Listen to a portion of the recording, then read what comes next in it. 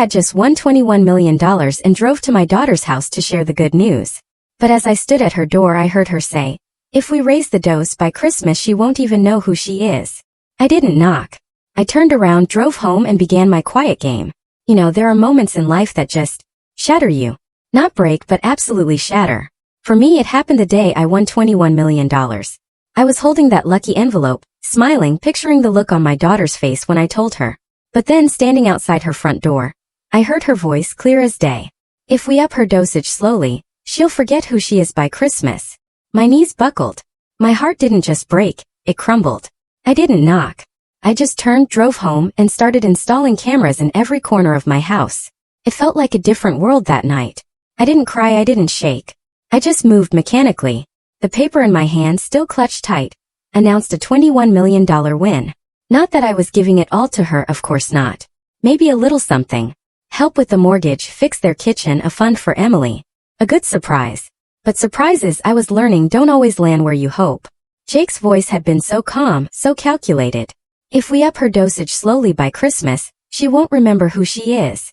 And then Nora, my own daughter, my own flesh and blood. She won't fight back. She's soft now. This is the only way." Something inside me just folded. Not broke, because breaking implies there's something left to mend. This was a tearing. Clean. Sharp. So I drove home. And that night, two things were delivered. A bottle of whiskey I had no intention of drinking, and a set of hidden cameras I absolutely did intend to use. I installed them myself, in the kitchen by the front door, tucked above the medicine cabinet. I tested every angle, every shadow, every sound. People say you become invisible when you grow old. Maybe. But invisibility, I found, has its uses. 3 nights later they arrived. Nora brought a casserole. Jake brought a smile that never quite reached his eyes. They acted like everything was perfectly normal. Small talk. Compliments. Emily wasn't with them, of course. She still had a soul. Jake even offered to help clean the kitchen. He'd never done that. As I rinsed dishes, I saw it. His glance at the cabinet, a hand slipping into his pocket for a second too long. He left a new bottle of pills right where the old one had been. I didn't touch it. Not yet. That night I swapped the capsules, their poison tucked into a Ziploc under the sink. The next morning the show began. I forgot the sugar in my coffee. I called Emily by the cat's name. I stared blankly at the TV unlit. They came back, this time with papers. Jake called them routine. Nora said they'd take the burden off my shoulders. I just smiled, nodded, and told them I'd take a look. I waited. For days later they returned. No smiles this time. Nora slapped the papers down like she was dealing cards. Long-term care authorization. The next page. Property transfer. I blinked, pretending not to understand. Where's Emily? What day is it? Then Jake slammed his hand on the table. Nora hissed something too fast for me to process. And then smack. Her hand across my cheek, sharp, hot. Before I could even catch my breath, Jake grabbed my shoulder and shoved. My back hit the chair, pain shooting up my spine. My hands trembled, but I looked up, and just like that, the front door burst open. Officer Grant. Laura. She used to take piano lessons from me when she was 12. Now she had a badge, a gun, and a face that said she'd seen enough. "Step away from her," she commanded. Nora went white. Jake raised his hands. And I just sat there calm, watching. For anyone still listening, let me tell you. Sometimes silence isn't weakness. Sometimes it's preparation. And I had been preparing since the day I didn't knock. They thought it was over, but that was only step 1. After the police left, after Nora and Jake were gone and the door finally closed again, I didn't collapse. I didn't cry. I walked into the kitchen and poured myself a glass of water. My cheek still burned, my shoulder ached. But I stood tall. Because now the game had shifted. I didn't just want to defend myself. I wanted them exposed. I knew the slap and shove would trigger consequences, but that was just emotion, heat. I needed proof that their plans went far beyond one bad evening. I needed to uncover everything. So I got to work. First, Martha. My friend for over 30 years. We met at the library when I was working part-time. Martha remembers everything, especially people. Slow to judge, quick to notice. And she never liked Jake. I didn't tell her the full story, just that I had a situation and needed help reviewing something. 2 hours later, she showed up with her reading glasses and a yellow notepad. I pulled out the folder Nora had left, too confident to think I'd read it. That arrogance? It was going to be her undoing. Page after page of legal jargon, durable medical proxy, permanent residence waiver. Even a draft of a power of attorney I'd never signed, but with my scanned signature embedded. Martha spotted it instantly. She tapped her pen on the page. This isn't just pressure, Harriet. This is premeditated. We read through everything twice. She took photos, helped me sort what was suspicious from what was useful. I didn't need to understand every legal term. I just needed to build a chain. Intent, motive, method. Then came the banking records. I'd never given Nora full access, but she'd helped me set up online banking years ago and had my passwords when I broke my wrist. I thought I'd changed them, but when I logged in, things looked fine at first. Usual balances, scheduled payments. Then I checked recent login activity. 3 attempts in a week from an unfamiliar device. 1 from Jake's work IP. I called the bank's fraud department. They confirmed multiple viewings. No money taken yet, but the pattern was clear. I printed the records, highlighted every access, made copies, organized everything.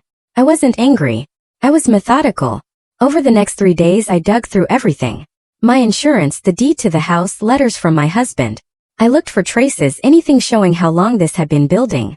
And there it was, buried in the back of my filing cabinet, in a folder labeled Miscellaneous. A typed document 6 months old. A long-term care evaluation form filled out not by me. My name, my birth date, medical notes I'd never heard of. Memory concerns, delayed response, inconsistent hygiene. All made up. Signed by a physician I'd never met. I closed the folder. Sat still. They'd been planning this long before the lottery. This wasn't about money anymore. This was about erasing me. Making me small, manageable. A woman no one would believe, an old lady they could shut away. I made 3 phone calls. First, Detective Grant. More information. She'd come by in the morning. Second, Emily's school guidance counselor. Just checking in, making sure my granddaughter was safe, not caught in the middle. Third, an estate lawyer. One with a reputation. I booked a meeting under my maiden name. That night I sat at the kitchen table watching the footage again. Jake reaching into his pocket, swapping bottles. Nora watching from the hallway, pretending not to see. Me sipping water, buying time. I played it twice, not for proof but to remind myself. I hadn't imagined it. The danger was real. I was right to act. By morning, the pain in my shoulder had settled.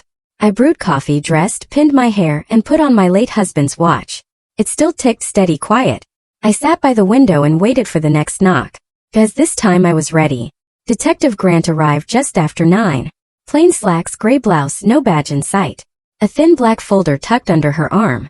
Her eyes scanned my porch like it might have changed. No smile. Didn't need one. I led her straight to the kitchen. Laid out the new evidence. The forged care documents, the bank login records, the video files on a flash drive, all labeled. She sat across from me, opened her folder but didn't take out a single sheet. She just listened. When I finished, her voice was low, steady. Harriet, this isn't just about family. This is fraud. Identity tampering. Possibly conspiracy to defraud a senior citizen. She didn't need to elaborate. Her face told me she'd seen this before. Maybe not with this precision, this many moving parts, but the core of it was familiar. Keep copies, she said. I gave her the binder, the flash drive, the printed logs. She promised to loop in a financial crimes officer, start a formal review. No timeline. I didn't ask. After she left, I sat in the silence. The air still held a trace of her scent. Clean wool and paper. The hum of the fridge. The faint tapping of branches against the window. I gave myself 5 minutes. Then I stood. Walked to my bedroom closet. Behind the coats, the safe. Inside, 2 things I hadn't touched in a long time. The original deed to the house, in my name only. And a sealed envelope from the State Lottery Commission, dated 4 weeks ago. I held both for a moment, then slipped them into my purse. I drove to my lawyer's office, a red brick building on the edge of downtown. David Kessler. He'd handled my husband's will years ago, remembered my voice when I called. No receptionist, no small talk. I liked that. Once the door was shut, I placed the deed and the lottery envelope on his desk. He opened the letter first, scanned the paper, and his eyebrow went up. I watched his eyes move across the numbers. Then the silence. He absorbed what I told him next. Not just the lottery, the betrayal, the forged papers, the login attempts, the physical aggression. He said nothing for a long time. Then he leaned back and exhaled. This changes everything. I didn't ask for details. I just told him what I wanted. A new will. A full asset protection review. An immediate revision of my medical proxy. Removing Nora's name from everything she'd ever touched. I wanted layers. Walls. Traps. If they tried again, even indirectly, they would trip every wire I built. David didn't flinch. He started drafting the paperwork that afternoon. That evening, I cooked myself a full dinner for the first time in weeks. Grilled salmon, roasted asparagus, a glass of white wine I'd been saving. I ate slowly, watching the streetlight flicker across the driveway, thinking about how carefully Nora had planned it all. They didn't want to hurt me for sport. They wanted the structure, the control. They didn't want the money to spend. They wanted it to secure a life where I didn't exist. And that, more than the violence, was what I couldn't forgive. I called Martha just before 10. I needed her to witness a signing in 2 days. She didn't ask what for. She said she'd bring lemon bars. The next day, I drove out to the edge of town. A retirement community, not the linoleum and peeling paint kind, but the new luxury kind. Quiet buildings, courtyards, the smell of lavender and lemon balm. A cafe with a fireplace. I walked the halls alone, introducing myself as a potential volunteer, a music teacher, a neighbor, a friend. I met 3 women in the reading room. They looked exactly like me, just a few years ahead. Sharp minds, clear eyes, empty chairs beside them. I sat with them for 15 minutes, listened to their stories, their routines, their disappointments. They had been someone's mother too. Someone's wife. Someone's bank account. I smiled, thanked them, and left. On the way home, I took the long route, passing Jake's office. Lights off. Lot empty. But his name was still painted on the front window. I parked across the street and stared at it, not with hatred, just calculation. Back home, I filed the draft Will David had sent. Reviewed the security footage once more. Then set up a new backup system, emailing copies of everything to a storage drive under a new name. I was no longer planning defense. This was offense. By the end of that week, the foundation was laid. New legal structures, a firewall between me and every one of their schemes. But I wasn't done. I wrote a letter, short, printed it, sealed it, addressed it to an attorney I hadn't seen in 15 years. A woman named Judith who specialized in elder abuse litigation. Not because I needed her now, but because I might. Then I went outside and watered the plants. The wind was cool, the sky dark with a low hum of summer thunder. Everything smelled like soil and fresh-cut grass. Inside, the cameras kept rolling. The footage kept building. My strength kept growing. Because they had touched the wrong woman. And I had only just begun. The outer layer of my defense was sealed. Legal protections in place. The camera system recorded enough to speak for itself if I ever lost my voice. But defense wasn't enough. I didn't want to wait for them to strike again. I was done being the hunted. I had the evidence. Now I needed to turn its weight against them. The first step wasn't loud. It was a name on an envelope. I mailed 3 certified packages to 3 separate people. One to the state's Adult Protective Services. One to the ethics committee at Jake's engineering firm. One to the managing partner of the law firm where Nora used to clerk.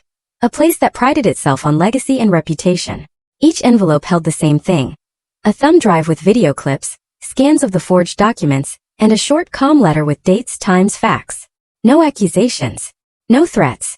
Just the truth delivered cold. I didn't wait for a reply. I didn't need one. The point wasn't conversation. The point was consequence. Next, a quiet lunch. At the country club where Nora had been desperately trying to claw her way into the social circle. I reserved a table under my maiden name, arrived early, wearing the brooch my husband gave me the day we paid off the house. I didn't invite anyone, but I made sure the lunch coordinator, the woman who handled their gala committees, saw me come in and sit down alone. I ordered the trout, tipped in cash, said I was reviewing catering options for a community fundraiser. Then I left my business card. Just my name and Community Advocate Bloom Foundation. No phone number, just a website. The website had 1 page. A quiet mission statement and a video link titled, When Family Fails You. The video was less than 4 minutes. I never showed my face. It had subtitles over black and white security footage, soft piano music in the background. No narration. Just visuals. A woman being handed a document. A man swapping bottles in a kitchen. A slap. A fall. A slow fade to the words. Protect yourself before they rewrite your life. It wasn't just about me anymore. I knew that now. I met with Detective Grant again 2 days later. She'd received confirmation from the district office. The investigation had been upgraded. Not just elder abuse. Now forgery, misuse of protected medical information, conspiracy to defraud. She asked if I was willing to testify. Yes, I said without blinking. That night I slept with the window open. The air smelled of pine needles and distant rain. I woke once briefly, heard the wind chimes clinking. Listened. Then fell back asleep. 2 mornings later, Jake lost his job. Not from him. From Martha, who got a text from her nephew, who worked next door to Jake's office. A private meeting, then he left without his badge. It only took one look at the footage, the slap, the switch, the falsified document. The firm didn't want the liability. Not with state investigators watching. I didn't gloat. I didn't smile. I watered my garden like always, trimmed the lavender, swept the walkway. But I did allow myself one small nod when I passed the mailbox. Nora held out longer. She had more insulation. Always better at pretending. But the cracks showed fast. Her name disappeared from the club's social calendar. Her volunteer slot on the historic preservation board? Quietly reassigned. When I walked past the boutique she frequented, the manager wouldn't meet my eyes. The next day, a message came through my lawyer from hers. She requested a private meeting. Not about custody. Not about inheritance. About closure. I told David to decline politely. No private meetings. No quiet arrangements. If she wanted to speak, she could do so under oath. The hardest part of those weeks wasn't the damage. It wasn't watching the reputation they built collapse under its own weight. It was knowing how easily I could have missed it. How close I'd come to being erased by the very people I had given my life to. It made me see everything differently. I cleaned out my attic that weekend. Found old photo albums, letters from my late husband, birthday cards from Emily when she was a toddler. I boxed them carefully, moved them to the study, into the cabinet where I now kept my legal files and backup drives. The past and the future side by side. On Sunday, I made a small, anonymous donation in Nora's name to the local women's shelter. Just a check. No message. Not out of forgiveness, not out of guilt. But because sometimes even when people try to destroy you, you don't have to let them change who you are. I was Harriet Bloom and I still was. And the storm I had unleashed? It was only just beginning. The blowback began quickly. When people start to fall, they rarely go quietly. And Nora? She was not one to go down without a struggle. 3 days after Jake lost his job, I noticed a car parked across the street. Same make and model, different plates every day. No one ever got out, they never rang the bell, but the engine stayed running for hours. Always facing my front window. Always around the same time Nora used to drop off baked goods, like some saintly daughter. I didn't panic. I added another angle to the security system and went about my day. But I knew it was her or someone hired by her. Watching. Waiting. Looking for weakness. That same week a letter arrived. Not from her directly, of course. From a different law firm, one I didn't recognize. The tone was sharp, aggressive. It accused me of falsifying claims, manipulating video evidence, damaging Nora and Jake's reputations with malicious intent. They threatened defamation suits, a formal countersuit for slander, financial restitution. I handed the letter to David Kessler and made a pot of Earl Grey. He read it while I clipped basil from the garden.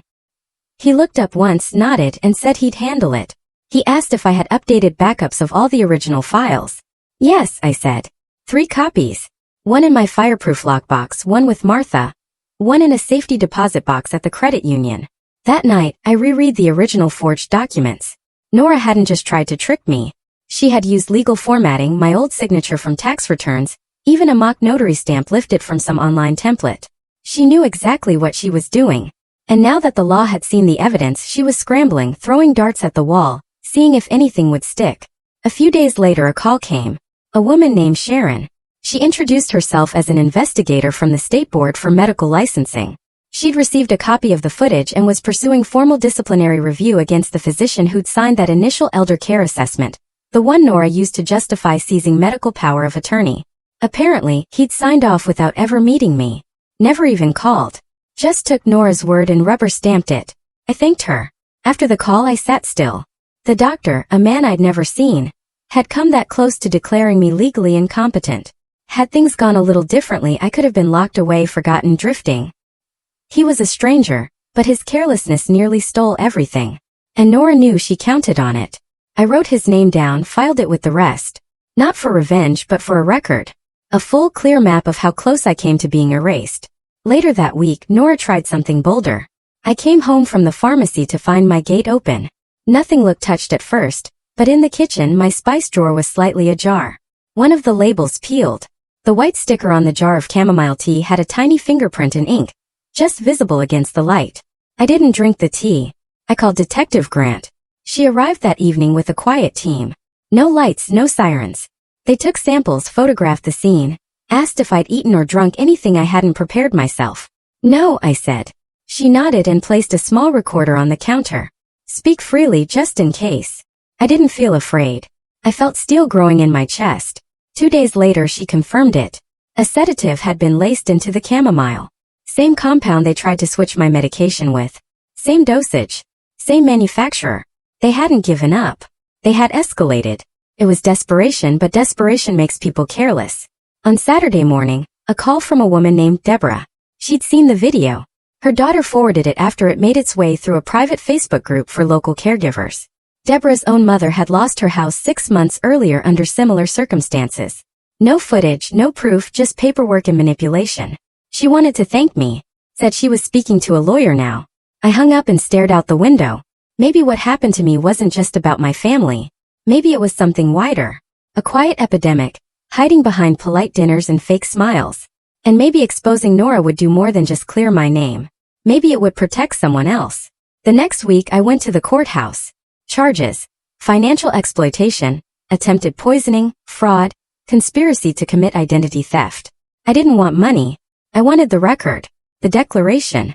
I wanted it written in the public file that what they did was real, that I had not imagined it, that I had not exaggerated, that I mattered. That week, Nora's attorney dropped her. Jake's former employer released a public statement distancing themselves from any former employee involved in elder abuse investigations. And a week later, the district attorney's office requested a meeting. They had questions. I had answers. It was a Monday morning when the official letter arrived. A summons. The state had decided to proceed with charges. Not just a civil case anymore. This was criminal court. Formal. Structured. Public. I read it in full, then placed it on the kitchen counter next to my folded dish towel. The light through the blinds striped the page like prison bars. I thought about that for a long time.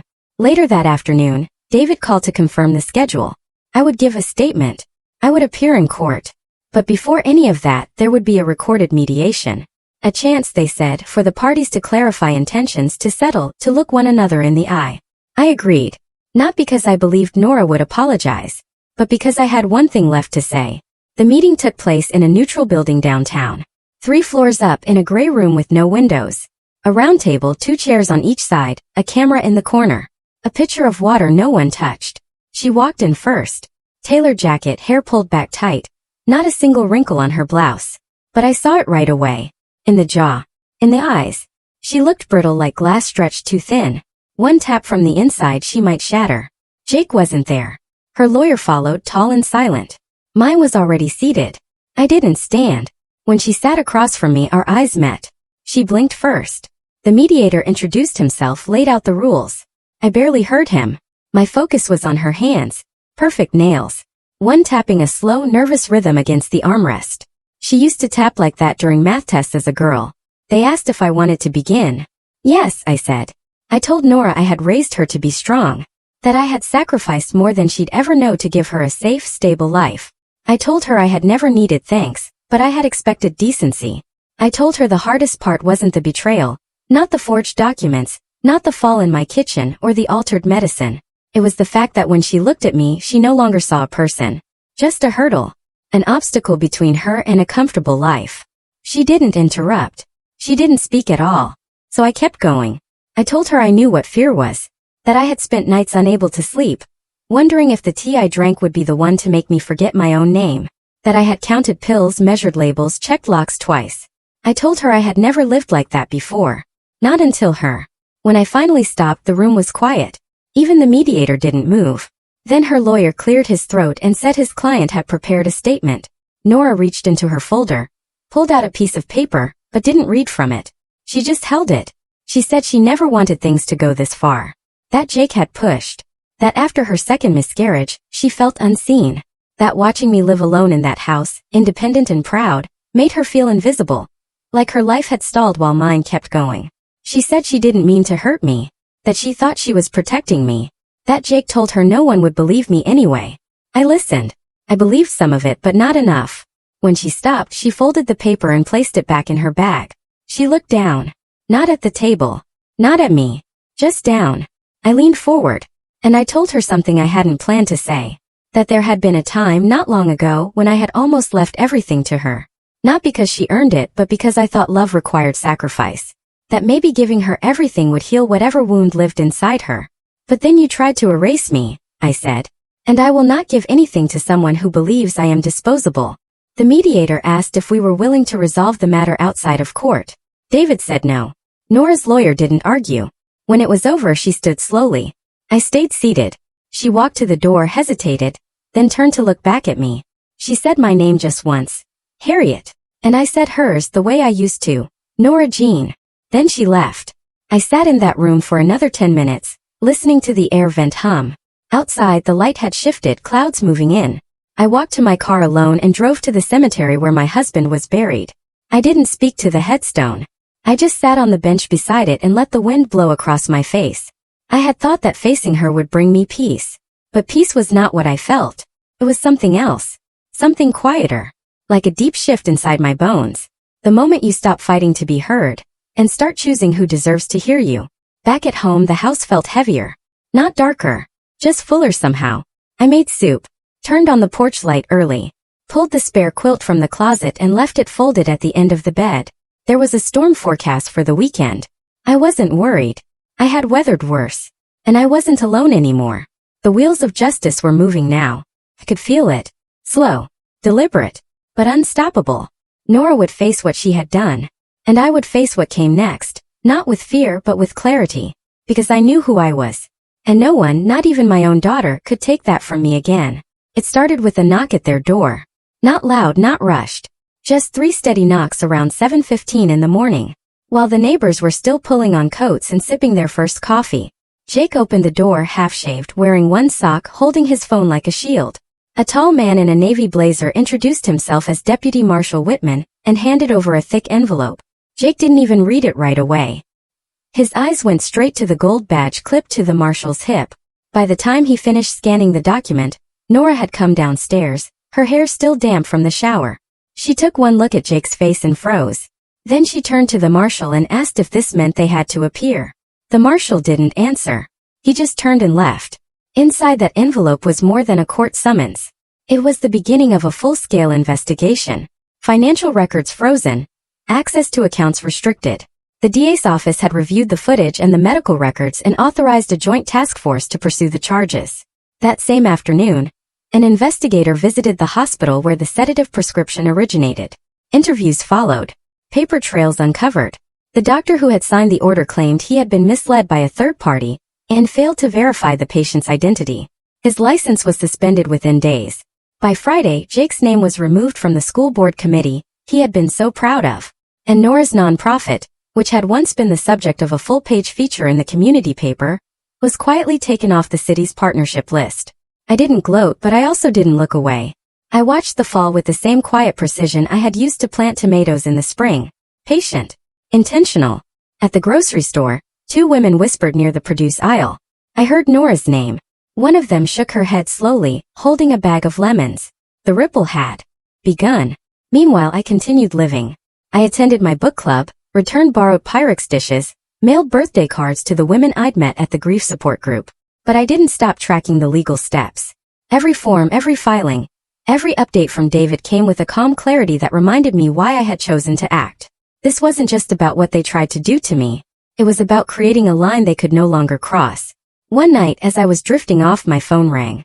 Martha in a low, urgent tone. Jake had been spotted at the bar near the interstate. Loud. Slurring. Talking too much. According to the bartender, he'd mentioned lawsuits and something about a safe deposit box. I didn't react. I simply went to my bedroom, opened my second drawer, and removed the document I had kept tucked beneath the quilted stationery. An old insurance file that had nothing to do with them, but shared the same bank branch listed on one of Nora's forged documents. A day later, I authorized David to request the bank's internal security footage, citing fraud. They complied. What we uncovered was staggering. Nora had visited the branch 3 weeks before my supposed signature had shown up on the care transfer papers. She hadn't come alone. She brought a man who looked enough like me from behind to pass on a grainy camera feed. They had approached a notary together. The notary, young and clearly distracted, had stamped a document without properly checking ID. It was all there. Dated. Logged. Another brick in the wall. When David presented the footage to the assistant district attorney, her eyes narrowed. The case shifted. What began as a family betrayal now expanded into felony territory. Theft, forgery, medical fraud, attempted elder abuse. And then the unexpected happened. Jake flipped. Faced with mounting charges and the threat of jail time, he turned on Nora. Signed a deposition.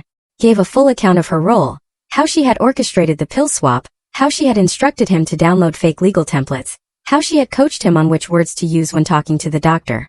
His confession came with details only someone inside the plan could know. He even provided screenshots of old texts between them. The DA's office didn't need more, but they took it. I sat with David the morning we received the news. Nora would be indicted. A formal arrest. It was a heavy thing hearing it out loud. And yet, it did not feel like victory. Felt like exhale. I remembered the way she used to braid her doll's hair at the foot of my bed when she couldn't sleep. How she once cried when I missed her piano recital because I had to work a double shift at the diner. Somewhere along the way, something had hardened in her. And now the world was about to show her what it meant to be held accountable. The next day, Martha brought over lemon bars. She didn't say anything, just placed the tin on the counter and gave my hand a squeeze. I sat with that tin for a long time before opening it. I wasn't celebrating, but I also wasn't grieving. The truth had come into the light. And once truth begins to shine, it's hard to put it back into the dark. 2 days after Jake's confession reached the DA's desk, Nora filed an emergency motion through her attorney. It was slick, buried in procedural language, aimed at freezing all evidence tied to her nonprofit's accounts. She claimed everything was a misunderstanding, that she was the victim of a malicious smear campaign orchestrated by a bitter parent and an unstable husband. The court rejected it, but the media did not. The local paper ran a headline too big for its column. Respected youth advocate faces allegations of fraud and elder abuse. Her face was plastered beneath it, captured during some fundraising event, smiling in front of a line of schoolchildren. The comments came fast. Some defended her, citing years of service. Others called for her arrest. But the worst tone came from former staff. Anonymous quotes. Quiet accusations. They spoke of missing funds, strange reimbursements, donors pulling back. And just like that, the storm she tried to hide behind swallowed her whole. At home I stayed quiet. I didn't call anyone. I didn't respond to the handful of people who left messages saying they were sorry, that they had no idea. I didn't need their sympathy. I needed clarity. David met me at the diner down on Oak the following morning. He slid into the booth across from me, opened a slim manila folder, and showed me the latest deposition. It wasn't just Jake anymore. One of Nora's former assistants had stepped forward. She confirmed Nora had used the nonprofit's funds to cover personal expenses, and had drafted false meeting notes to justify grant spending. Each line of testimony was like a rope pulling the curtain back. But I felt no joy, no satisfaction, only a growing heaviness. That afternoon, I sat by the window with a cup of lukewarm tea, watching the wind lift the corners of the garden tarp. I remembered planting flowers with Nora when she was a child. She had soft hands and too much curiosity. She once asked if daisies could hear when we spoke to them. Somewhere between that summer and this winter, something inside her had turned cold. The next day I received a letter. Not official, not legal. Just a plain white envelope with shaky handwriting. It was from Emily. She wrote that she had moved in with a friend's family, said she couldn't be near her parents right now. Said she had seen the footage and read the headlines. She didn't ask to come visit me. She didn't offer any apologies on her mother's behalf. She simply wrote, "I believe you and I'm sorry." I sat with the letter in my lap for a long time, not crying, just breathing. That night I locked every door. The next morning there was a pounding on the back door. I stood still, holding my breath, heart steady. It was Nora. She looked thinner, eyes wild, hair pulled into a loose knot like she hadn't slept. I didn't open the door. She shouted my name twice, said she just needed to talk, that it had all gone too far.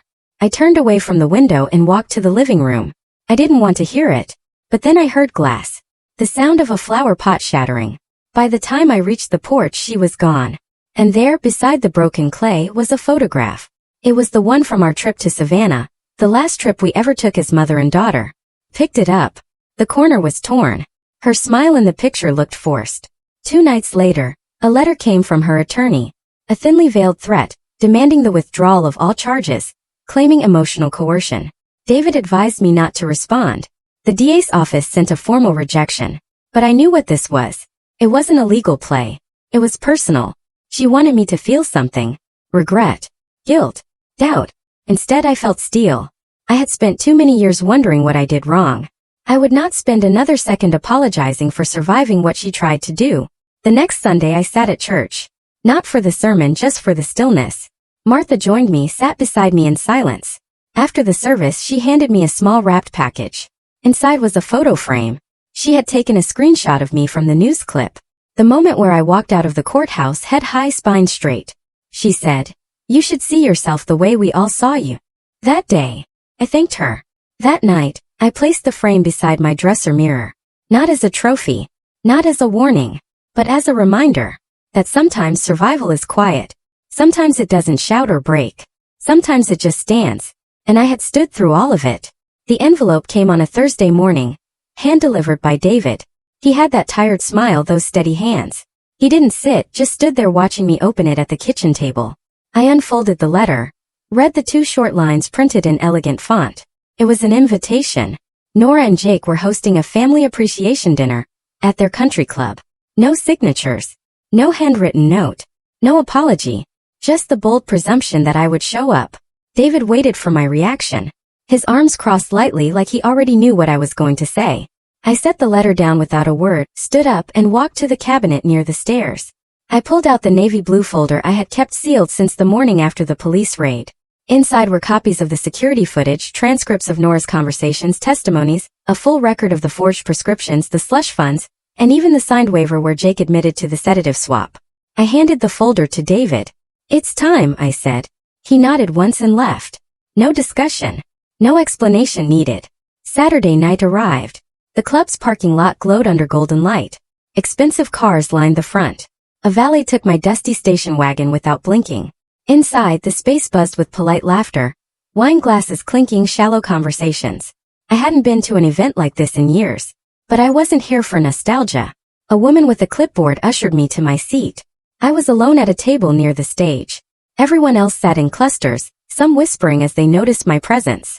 I didn't return any greetings. Then Nora walked out, her hair curled tight, lips painted with something too red for her usual taste. She took the mic with the ease of someone used to applause. She spoke of legacy, of family, of giving back. Jake stood beside her, nodding like a bobblehead. And just as she reached the line about honoring the women who raised us, the ballroom doors opened. 2 plainclothed officers stepped inside. They didn't shout. They didn't rush.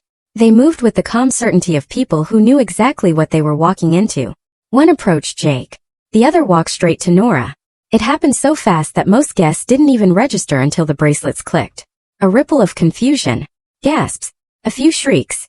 Nora's voice cracked. She asked what this was. Jake's face turned a shade I can only describe as empty. The officers didn't explain anything to the crowd. They simply led them out quietly, firmly. I remained seated. I didn't need to follow. I had already seen this scene play out in my mind a dozen times. But then something happened. Emily walked out from the back of the room. She had been hiding behind the curtain near the service entrance. She didn't look at me.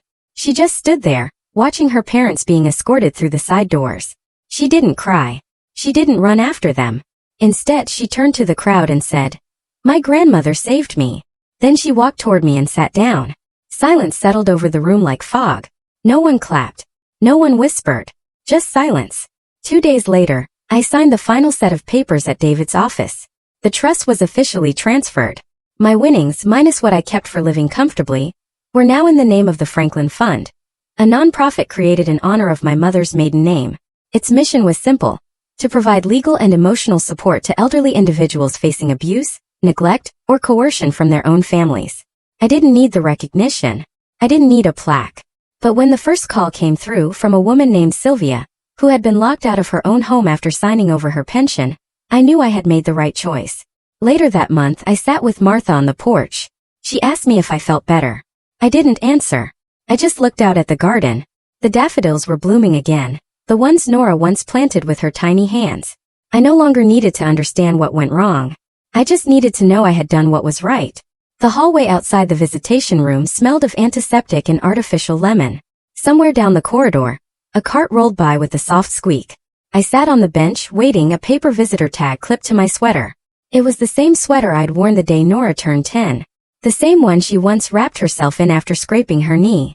She said it smelled like home. The officer opened the door and gave me a short nod. I stood and stepped inside. The room was quiet, sterile, pale blue walls. A single table bolted to the floor, 2 chairs on either side. One chair was already occupied. Nora sat stiffly, her posture tight, her eyes unreadable. Her hands rested on the table, fingers laced together. She didn't look up when I entered. I pulled out the chair across from her and sat. No words. Not yet. The silence between us wasn't hostile. It wasn't forgiving either. It was a silence that belonged to two people who had run out of excuses. Her eyes finally lifted. Not angry. Not broken. Just tired. I didn't think you'd come, she said. I nodded slowly. I did. She waited. Maybe for an accusation. Maybe for comfort. I gave her neither. You planned the dinner weeks before you sent the invitation, I said evenly. You wanted me surrounded, outnumbered, pressured. You expected me to fold. To sign over the trust. To disappear quietly. Nora's lips pressed into a thin line. Her voice when it came was quiet. It wasn't about the money. I let that sit for a moment. Then I leaned forward. Then what was it about? She glanced at the wall, then back to me. You always made me feel like I had to be perfect. Like everything I did was a performance. You praised me for grades, for achievements, for being strong, but never for being me. I exhaled, not because it hurt, but because it was something I had waited years to hear. You're right, I said. I was hard on you. I wanted you to be capable, independent, safe in a world that wouldn't hand you anything. I didn't know how to love gently. Her shoulders dropped slightly. So I turned hard too. I married someone like Jake because he knew how to play strong. But we were just two people trying to stay ahead of the fear. I know, I said. And I let that go on too long. She looked down at her hands, picking at her thumbnail. I didn't mean to hurt you that night with the pills, with what I said. You didn't mean it, I said. But you let it happen. And you kept letting it happen. She didn't answer. I pulled a folded piece of paper from my coat pocket and laid it on the table between us. Her name was typed on the top. It was a handwritten letter. Not mine. Emily's. I had found it tucked under my door the night before. Nora hesitated before picking it up. Her eyes moved quickly down the page. I watched her face shift. Confusion. Then something close to shame. She's been seeing a therapist, I said. She wrote that on her own. Said she wants to see you, but not until you've done the work. Nora folded the letter again, carefully, like it was something fragile. I don't know. If I can fix this, she whispered. You don't have to fix it all today, I said. But you do have to begin. For the first time since I walked in, her eyes met mine with something that resembled who she used to be. The girl who built forts in the backyard. The girl who begged for midnight pancakes. The girl who once cried because a bird flew into our window and died. I stood slowly. I'm not here to punish you, Nora. The court will do that part. I came because you're still my daughter, and because I needed to say this face to face. She nodded once, stiff and small. I moved to the door. Just before I knocked for the guard, I turned back. I forgive you, I said. She didn't say anything, but her lips trembled. And as the door opened behind me, I saw her clutching Emily's letter, like it was the only real thing in the room. I stepped into the cold air outside. The wind was sharp but clean. Martha was waiting in the car, reading a book with her glasses pushed halfway down her nose. She didn't ask how it went, just offered me a thermos of hot tea and turned on the heater. We drove in silence for a while, the city slowly unfolding into the distance. At a stoplight, I looked over at her. Do you think she meant it? Martha didn't answer immediately. Then she said, sometimes the first sorry is the one they say to themselves. I watched the traffic move past us. I didn't feel victorious. I didn't feel hollow either. I felt done. Not with being a mother. Not with being hurt. But with carrying it all alone. And maybe that was enough for now. It was quiet in the house again. Not the kind of silence that once pressed heavy against my chest. Not the silence that came with waiting for footsteps that never arrived. Or phone calls that always came with expectation. Not love. This was a new kind of quiet. A gentle one. A silence with space to breathe. I had started waking up without the knot in my stomach. It didn't happen all at once. It crept in day by day, as I cleared the clutter from my kitchen, as I replaced the old curtains in the living room, as I planted marigolds by the porch and watched them bloom. There was peace in the doing. Some mornings I sat out with a cup of tea, wrapped in the same shawl I'd worn on Emily's first day of kindergarten. That morning felt like another lifetime. But the warmth in my chest as I remembered her tiny hand waving from the school bus window stayed with me. Emily hadn't come to visit yet, but she called. Not every day, but enough. Her voice was soft, sometimes uncertain, like she didn't quite know how to talk to me without Nora translating. But it was her. And that was more than enough for now. She told me she was writing short stories, mostly about animals that could talk. She said one of them was based on a grandmother fox who lived in a cave full of books and could see people's thoughts. I asked her if that fox ever got lonely. She was quiet, then said, "Not really, because the fox had learned to enjoy her own company." I smiled at that. Martha had become more than just a neighbor. She had become a rhythm in my week. Tuesday morning walks. Friday lunches at the corner cafe. Sunday evenings watching the old black and white movies I never had time for before. One afternoon, I helped her repaint the fence around her vegetable garden. We didn't talk much that day, just the sound of the brush moving along the wood, the occasional scrape of a chair, the sun climbing across our backs. It was ordinary, but it was the kind of ordinary I had once thought was gone for good. I had also started volunteering at the small thrift bookstore downtown, just a few hours a week, mostly sorting donations, sometimes helping older customers find large print titles. The first time I walked through the back door, the scent of paper and dust settled over me like an old quilt. I hadn't realized how much I missed being useful in a space that wasn't tied to survival. There was a woman there named Judith in her late 60s, sharp-witted and always wearing earrings the size of walnuts. She didn't pry. She just welcomed me with a kind of unspoken knowing. We didn't talk about our pasts, but somehow we understood each other. And that was a kind of intimacy I hadn't had in years. One evening as we were closing up, she handed me a slim book of poetry. Said it reminded her of me. I took it home and read the whole thing in one sitting. One line stayed with me longer than the rest. Some wounds don't close because they were never meant to. They grow into doors. That night I didn't cry. But I sat up in bed, hand on my chest, breathing slow. I wasn't mourning anymore. I was remembering. And that was a different kind of ache. One I could live with. I didn't miss Nora the way I thought I would. I missed the idea of her. The version of her that existed when she was 7 and tried to make pancakes for my birthday, burning every single one. I missed the sound of her laugh when she read silly books out loud. But the woman she had become had no place in my life now. At least not yet. Maybe not ever. And that was okay. Because for the first time in a very long time I wasn't waiting. I wasn't planning escape routes in my own home. I wasn't second-guessing the names of pills or locking away papers in hidden drawers.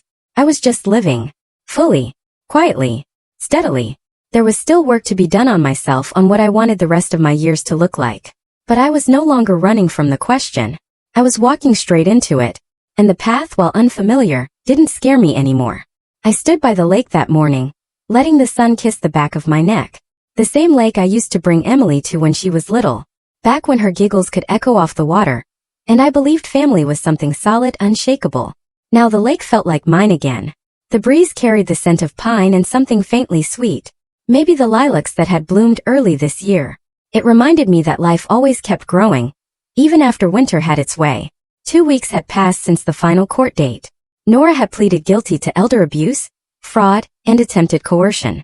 Her sentence wasn't long, but the damage to her public image was swift and absolute. Her company dropped her.